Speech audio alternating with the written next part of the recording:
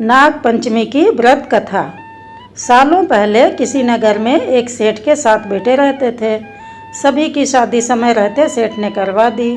7 बहुएं घर का सारा काम मिलकर करती थी। उन सभी में से सेठ की सबसे छोटी बहू खूब संस्कारी थी। एक दिन यूं ही काम करते हुए घर की बड़ी बहू ने अपनी देवरानियों से कहा कि घर को लीपने के लिए पीली मिट्टी नहीं है, जंगल जाकर मिट्टी लानी होगी। जेठानी के ऐसा कहते ही सभी उसके साथ मिट्टी लाने के लिए निकल गए। सभी खुरपी से मिट्टी निकाल ही रहे थे कि तभी सबसे बड़ी बहू को एक नाग नजर आया।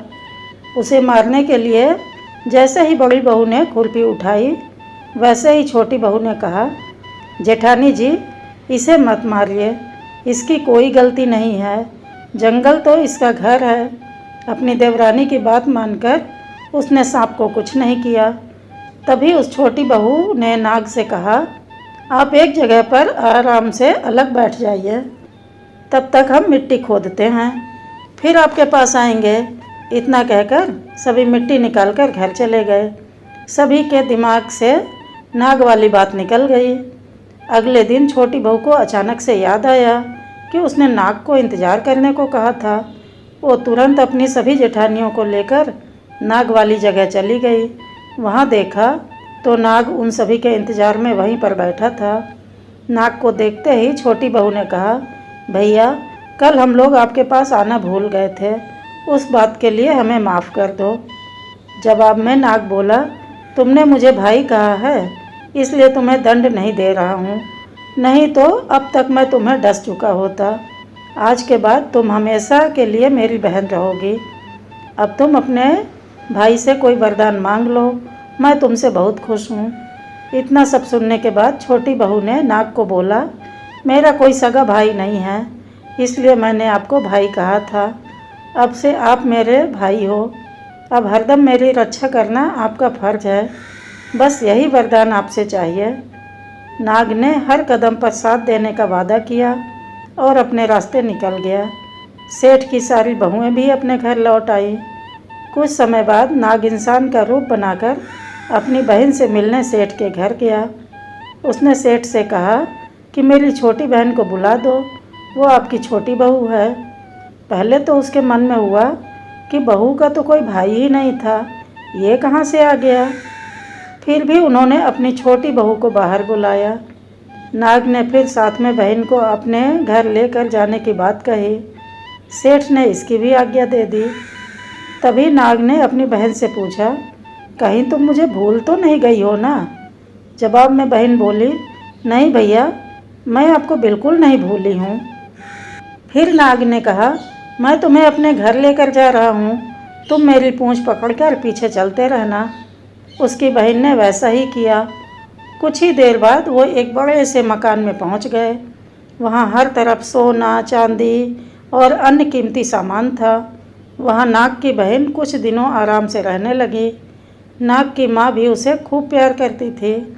एक दिन नाग की माँ ने छोटी बहू को अपने भाई के लिए दूध ले जाने के लिए कहा। छोटी बहू ने दूध को गर्म किया और भाई को पीने के लिए दे दिया। अब गर्म दूध पीते ही नाग का मुंह जलने लगा। यह सब देखकर नाग की माँ को बहुत गुस्सा आया। नाग ने किसी तरह अपनी माँ को शांत किया कि उसकी बहन की कोई गलती नहीं है। उसको नहीं पता था कि मैं गर्म दूध नहीं पी सकता। नाग के घर कुछ समय बिताने के बाद सेठ की बहू अपने घर जाने लगी। नाग ने अपनी बहन को खूब सारी दौलत और आभूषण देकर विदा किया। बहू के साथ घर में इतना सारा धन आते देख सेठ और उसकी जेठानियाँ हैरान रह गईं। एक दिन नाग की बहन को घर की बड़ी बहू ने कहा कि तुम अपने भाई से और सोना चांदी लेकर आओ, उसके पास तो खूब पैसा है, वो तुम्हें मना नहीं करेगा। छोटी बहू ने यह बात अपने भाई नाग को बताई। इसके बारे में पता चलते ही नाग ने अपनी बहन का घर तरह तरह के आभूषणों से भर दिया। सभी जेवरातों में से एक हीरे का हार बेशकीमती था। उसे देखते ही हर किसी का मन उस पर आ जाता था। होते होते उस हीरे की खबर उस राज्य की रानी तक पहुंची। उसने छोटी बहू से हार लेकर खुद अपने पास रख लिया। दुखी होकर सेठ की छोटी बहू ने यह बात अपने भाई को बताई। गुस्से में उसके भाई ने रानी के गले में पड़े हीरे के हार को नाग बना दिया। इससे डरकर एकदम रानी ने उस हार को अपने गले से उतारा और सेठ की बहू को महल बुलवाया। उसके महल पहुंचते ही रानी ने छोटी बहू को बताया कि कैसे हार उसके गले में नाग बन गया था और उससे इसकी वजह पूछने लगी। तब सेठ की बहू ने बताया कि नाग भाई ने ये हार सिर्फ मुझे पहनने के लिए दिया था। इसे कोई दूसरा इंसान गले में डालेगा तो वह तुरंत सांप बन जाएगा। इस बात को सही साबित करने के लिए रानी ने सेठ की बहू को हार खुद पहनने के लिए कहा। जैसे ही बहू ने नाग बने हार को गले में डाला तो वो फिर से हीरे के हार में बदल गया। रानी ने यह सब खुद अपनी आंखों से देखा और वो हैरान रह गई। उसने सेठ की बहू को वह हार अपने साथ लेकर जाने को कहा और कुछ स्वर्ण मुद्राएं भी साथ में दी। अब सेठ की बहू घर में सोने के सिक्के लेकर पहुंची। यह सब देखकर बड़ी बहू को जलन होने लगी। उसने सोचा कि क्यों ना कुछ ऐसा किया जाए जिससे देवरानी परेशान हो जाए। उसने अपने देवर से पूछा, आखिर तुम्हारी पत्नी को इतने सारे आभूषण, धन, यह सब कुछ कैसे मिल रहा है? तुम्हें इस पर ध्यान देना चाहिए। यूं ही किसी को कोई इतना सारा धन, हीरे जवाहरात नहीं दे देता। पता करो कि आखिर मामला क्या है। भाभी से अपनी पत्नी के बारे में इतनी बातें सुनने के बाद उसको अपनी पत्नी पर शक हो गया। उसकी हर बात को वो शक की निगाहों से देखने लगा। एक दिन इसके बारे में उसने अपनी पत्नी से बात की। खुद के लिए अपने पति से ऐसी बातें सुनकर वो दुखी हो गई। उसने सीधे अपने नाग भाई से बात की और अपने पति के द्वारा की हुई सारी बात नाग को बताई तो नाग को बहुत गुस्सा आया। तब नाग सीधे अपनी बहन के पति से मिला और बोला, अपनी बहन को सारे जेवरात और धन मैंने तोहफे में दिए हैं।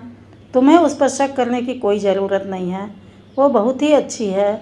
अगर आगे से उस पर कोई गलत बात कही तो मैं तुम्हें जिंदा खा जाऊंगा। नाग से ये सब बातें सुन सेठ के बेटे ने माफ़ी मांगी और कहा, आज के बाद से मैं कुछ नहीं कहूँगा। आप मेरे ऊपर गुस्सा मत कीजिए। मैं आपकी बहन को किसी तरह का दुख नहीं होने दूंगा। इतना कहकर वह सीधे घर गया और अपनी पत्नी से माफ़ी मांगी। उसके बाद दोनों खुशी खुशी आपस में मिलजुल कर रहने लगे। इसी तरह सेठ की छोटी बहू हर तरह की मुसीबत में अपने भाई को याद करती और वह उसकी परेशानी को दूर कर देता। इसी तरह नाग पंचमी का त्यौहार शुरू हुआ और सभी महिलाएं नाग को अपना भाई मानकर पूजते हुए उन्हें दूध पिलाने लगी।